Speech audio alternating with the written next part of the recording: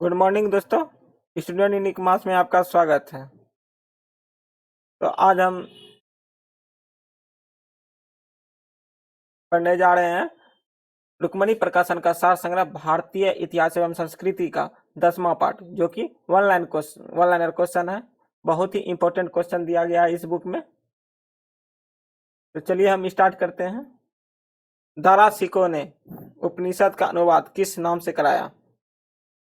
दारासिको ने उपनिषद का अनुवाद किस नाम से कराया? सर्व ए अकबर के नाम से। दारासिको किस अन्य नाम से जाना जाता था?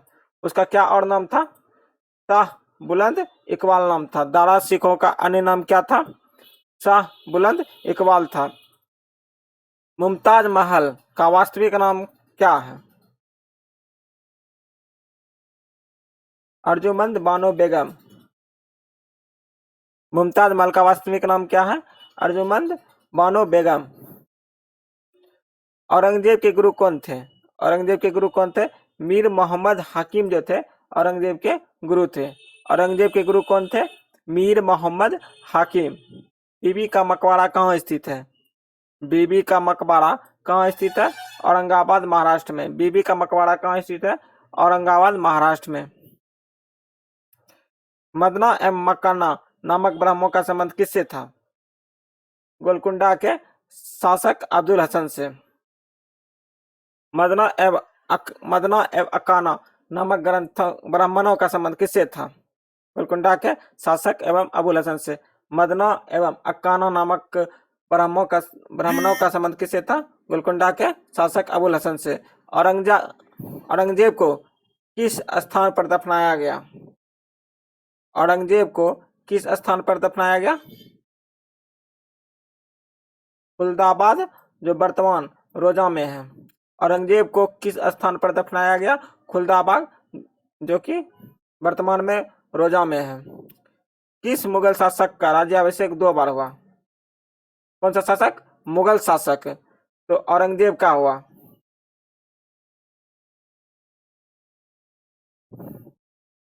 जवाबित का संबंध किससे है? राज्य कानून से। मुगल काल में किस बंदरगाह को बाबुल का मक्का कहा जाता है? सूरत को। मुगल काल के किस बंदरगाह को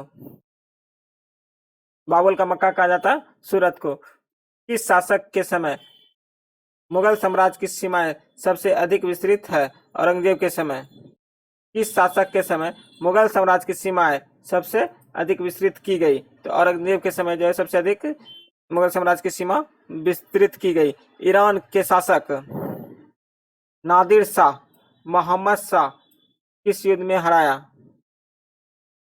करनाल के युद्ध में 1739 ईस्वी में ईरान शाह के शासक नादिर शाह ने मोहम्मद शाह को जो है किस युद्ध में हराया था? करनाल के युद्ध 1739 में। नादिर शाह और मोहम्मद शाह के बीच के युद्ध को क्या कहते हैं? हम करनाल का युद्ध भी कहते हैं। लंपट मूर्ख किस शासक को कहा जाता है? जहांदर शाह को। लंपट मूर्ख किस शासक को कहा जाता है? तो जहांदर शाह को। मुगल वंश का घृणित कायर किस शासक को कहा जाता है? मुगल वंश का घृणित कायर किस शासक को कहा जाता है? फर्रुखसियर को। किसके शासनकाल में अंग्रेज ने दिल्ली पर अधिकार कर लिया? 1803 ईस्वी में शाह आलम द्वितीय के शासनकाल में। किसके शासनकाल में जो है अंग्रेज ने दिल्ली पर अधिकार कर लिया? जब अंग्रेज ने जो है दिल्ली पर अधिकार किया था तो उस समय वहां का शासक कौन था? शाह आलम द्वितीय था।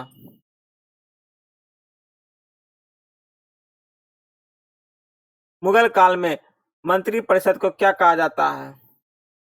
विजारत कहा जाता है। किस काल में? मुगल काल में मंत्री परिषद को क्या कहा जाता था? विजारत कहा जाता था। सम्राट के घरेलू विभाग का प्रधान क्या कहलाता था? मीर समान। सम्राट के घरेलू विभाग के प्रधान को क्या कहा जाता था? मीर समान। क्योंकि यह सामान बहुत बढ़िया से रखता था इसलिए घरेलू विभाग का प्रधान। सूचना एवं गुप्तचर विभाग का प्रधान क्या कहलाता था? सूचना एवं गुप्तचर विभाग का प्रधान क्या कहलाता था? दरोगा ए डाक चौकी। अभी भी देखिएगा, जो सूचना देता है उसको हम क्या कहते हैं? डाक, डाकिया कहते हैं। तो डाक चौकी, दरोगा ए डाक चौकी। शाहजहां के शासनकाल में सरकार एवं परगना के मध्य कौन सी इकाई स्थापना की गई? चकला। शाहजहां के शासनकाल में सरकार एवं परगना के मध्य कौन सी इकाई स्थापना की गई? चकला। औरंगजेब ने अपने शासनकाल में भू राजस्व की कौन सी प्रणाली को अपनाया? नस्क प्रणाली को। औरंगजेब ने अपने शासनकाल में भू राजस्व की कौन सी प्रणाली को अपनाया? नस्क प्रणाली को। मुगल कालीन अर्थव्यवस्था का आधार क्या है? चांदी का रुपया। मुगल कालीन अर्थव्यवस्था का आधार क्या है? चांदी का रुपया। मराठा राज्य संघ की स्थापना किस पेशवा के समय हुई थी? बालाजी। मराठा राज्य संघ की स्थापना किस पेशवा के समय हुई थी? बालाजी विश्वनाथ के समय। शिवाजी के जन्म कहाँ हुआ था? शिवाजी का जन्म कहाँ हुआ था? 1627 ईस्वी में शिवनेर दुर्ग में। शिवाजी का जन्म कहाँ हुआ था? 1627 ईस्वी में शिवनेर दुर्ग में। शिवाजी के माता पिता कौन थे? माता जिजाबाई, पिता शाहजी भोसले। शिवाजी के माता पिता कौन थे? माता जिजाबाई एवं पिता शाहजी भोसले। शिवाजी ने अपनी राजधानी किसे बनाया? रायगढ़ को। शिवाजी ने अपनी राजधानी किसे बनाया? रायगढ़ को। सैन्य प्रधान कौन होता है? सैन्य प्रधान कौन होता है? सर ए नौबत सेनापति। शिवाजी का जो सैन्य प्रधान होता था कौन होता था? तो सर ए नौबत जो है सेनापति होता था। शिवाजी ने अपनी राजधानी किसे बनाया था? रायगढ़ को बनाया था। आय व्यय का लेखा जोखा कौन रखता था? शिवाजी का जो है आय व्यय का लेखा जोखा कौन रखता था? तो आमत्य रखा करते थे, इसे हम राजस्व मंत्री कहते हैं। आय व्यय का लेखा जोखा कौन रखता था? शिवाजी का, तो आमत्य। सूचना एवं गुप्तचर एवं संधि विग्रह के विभाग के अध्यक्ष कौन होते थे? वाकायान विश होते थे।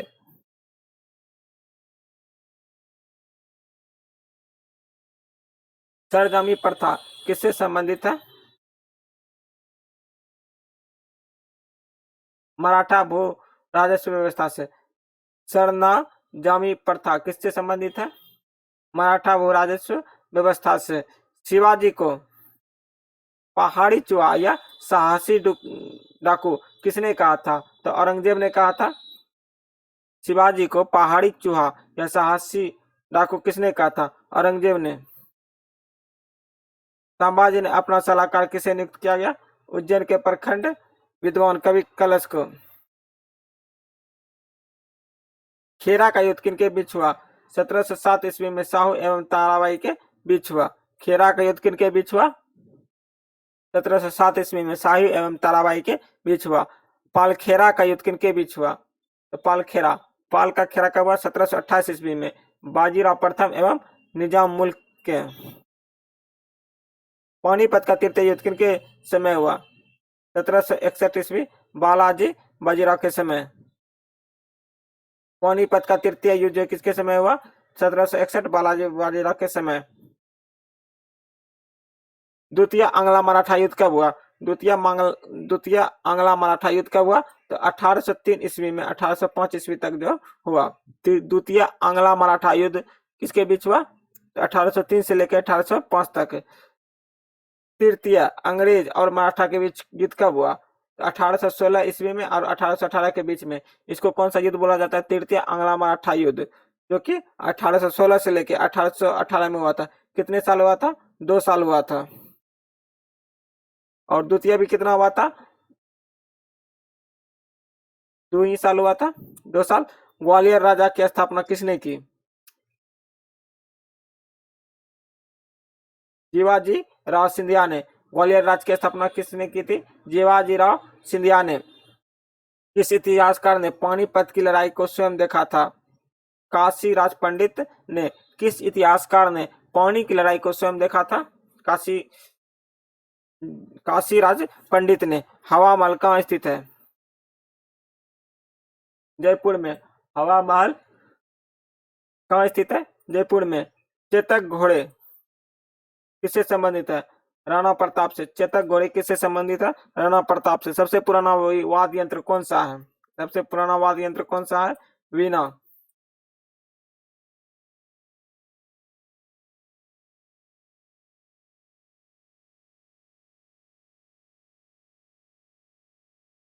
खुताब क्या है? इसका महत्व बताइए। खुताब जो है उस व्याख्यान को कहते हैं जो दोनों ईद एवं जुम्मे की नमाज के समय पढ़ा जाता है। इसमें खुद की स्तुति या मोहम्मद साहब की प्रशंसा के उपरांत समकालीन बादशाह का वर्णन होता है। सबसे सूफी सिलसिला कौन सा है तथा इसके संस्थापक कौन है? चिश्तिया सिलसिला, संस्थापक ख्वाजा नईमुद्दीन चिश्ती।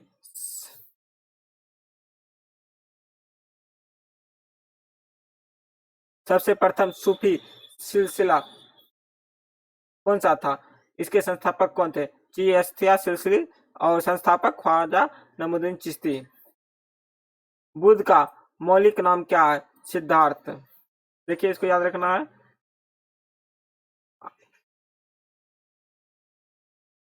आपको यदि बुद्धि आ जाता है तो सिद्धि प्राप्त कर लेते हैं। प्रसिद्ध कांस्य नर्तकी किस नाम से प्राप्त है? मोहन जोदारो से। प्रसिद्ध कांस्य का जो है चांदी का मूर्ति किस नर्तकी किस स्थान से प्राप्त हुई है? मोहन जोदारो से। सम्राट अशोक के संरक्षण में कौन सी बौद्ध संगीति संपन्न हुई? तृतीय बौद्ध संगीति। सम्राट अशोक के संरक्षण में कौन सी बौद्ध संगीति संपन्न हुई? तृतीय बौद्ध संगीति। खजुराहो के मंदिर का निर्माण किसके शासक ने करवाया? खजुराहो के मंदिर का निर्माण किन शासकों ने करवाया? चंदेल शासकों ने। खजुराहो के मंदिर का निर्माण किन शासकों ने करवाया? चंदेल शासकों ने। मोहम्मद गजनबी के आक्रमण के साथ कौन सा मुसलमान विद्वान भारत आया था? अल ब्रूनी। मोहम्मद गजनबी के आक्रमण के समय कौन सा मुस्लिम विद्वान भारत आया था? अल ब्रूनी। दिल्ली सल्तनत राज्य का विस्तार किस शासक के समय सबसे अधिक हुआ?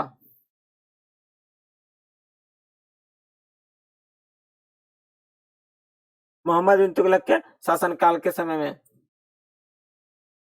किस मुगल शासक के समय मुगल साम्राज्य का विस्तार सबसे अधिक हुआ? औरंगजेब। किस मुगल शासक के समय मुगल साम्राज्य का विस्तार सबसे अधिक हुआ? औरंगजेब। हजारा राम मंदिर किस विजयनगर शासक के काल में बनाया गया था? कृष्णदेव।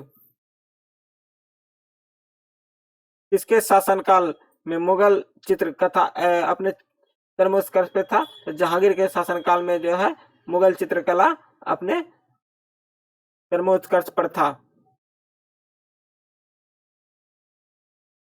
हिजरी संवत का प्रारंभ किया गया? हिजरी संवत 622 ईस्वी में प्रारंभ किया गया। हिजरी संवत का प्रारंभ किया गया 622 ईस्वी में। मोहनजोदड़ो के विशाल स्नानागार के निकट विशाल कक्ष की छत कितने स्तंभों पर आश्रित है? 20 स्तंभों पर। मोहनजोदड़ो के विशाल स्नानागार के निकट विशाल कक्ष की छत कितने स्तंभों पर आश्रित है? क्या गो स्तंभ है उसमें? तो 20 स्तंभ। मेगास्थनीज के अनुसार दूसरी भारतीय जाति कृषक। बौद्ध धर्म के अनुसार जनसाधारण के लिए दूसरा निषेध क्या है? असत्य। बौद्ध धर्म के अनुसार जनसाधारण के लिए दूसरा निषेध क्या है? असत्य। किस सातवाहन शासक ने शक छत्रप नहपान के सिक्कों को पुनः जारी किया? गौतमी पुत्र सतकर्णी ने। किस सातवाहन शासक ने शक छत्रप नहपान के सिक्कों को पुनः जारी किया? गौतमी पुत्र सतकर्णी ने। सर्वप्रथम जो है किस उपनिषद में ब्रह्मचर्य, गृहस्थ, वानप्रस्थ एवं संन्यास आदि 4 आश्रमों का वर्णन है? जवाल उपनिषद में। संगम काल के किस साहित्य से संगमकालीन चित्रकला के विकास की जानकारी मिलती है? मणि मेखले से।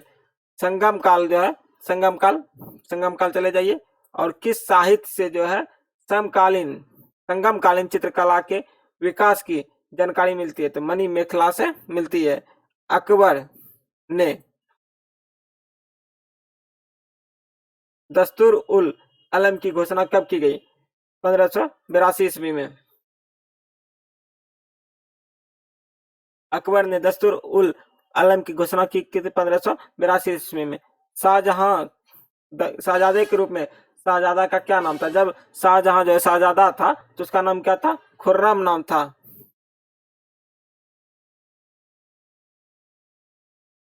तुर्कों द्वारा प्रथम बार वास्तविक चाप का प्रयोग किस मकबरा में किया गया? बलबन के मकबरा में।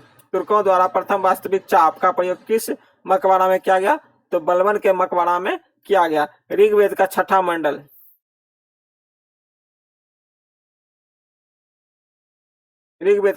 मंडल किस ऋषि को समर्पित है? भरद्वाज ऋषि को। कौन सा? तो छठा मंडल। और किस में? तो ऋग्वेद का छठा मंडल किस ऋषि को समर्पित है? तो भरद्वाज ऋषि को समर्पित है। पुनर्जन्म से संबंधित प्रथा का वर्णन किस उपनिषद में? बृहदारण्यक उपनिषद में। सम्राट अशोक एक लघु शिलालेख भवरू में है। सम्राट अशोक का एक लघु शिलालेख भवरू में है। भवरू किस राज्य में है? तो राजस्थान में। यहाँ का देखिएगा बालू एकदम भरपूर, हाथ में उठाइएगा तो भरभर करेगा, तो उससे याद रख सकते हैं कि लघु शिला अभिलेख कहाँ है? तो राजस्थान। जयपुर स्थित शिलालेख की खोज 1840 में कैप्टन वर्ट ने किया था। गुप्त साम्राज्य के किस शासक को हैंसोंग ने सक्रिय दूत कहा? कुमार गुप्त द्वितीय को। गुप्त साम्राज्य के किस शासक को हैंसोंग ने सक्रिय दूत कहा? कुमार गुप्त द्वितीय को। बंदरियों में स्थित निर्मित हौज ए शामी का निर्माण सल्तनत काल के किस शासक ने किया? इल्तुतमिश ने किया था। मुगल काल में परगाने के खांची को क्या कहा जाता है? फौतदार कहा जाता है। मुगल काल में परगने की खांची को क्या कहते हैं? फौतेदार कहते हैं। अकबर के इबादत खाना सभी धर्मों के लोग प्रवेश की अनुमति किस वर्ष दी गई? 1578 ईस्वी में। लॉर्ड हार्डिंग का भारत का शासनकाल क्या है? 1844 से लेकर 1848 ईस्वी तक। एक निश्चय पूर्व कह सकता हूं कि 1765 से 84 तक ईस्ट इंडिया कंपनी सरकार से अधिक भ्रष्ट, झूठी तथा बुरी सरकार संसार के किसी भी सभ्य देश में नहीं है। यह कथन किसका है? लॉर्ड कॉर्नवालिस ने हाउस ऑफ कॉमन्स में कहा था। थैंक यू दोस्तों। अब हम नेक्स्ट वीडियो में देखेंगे।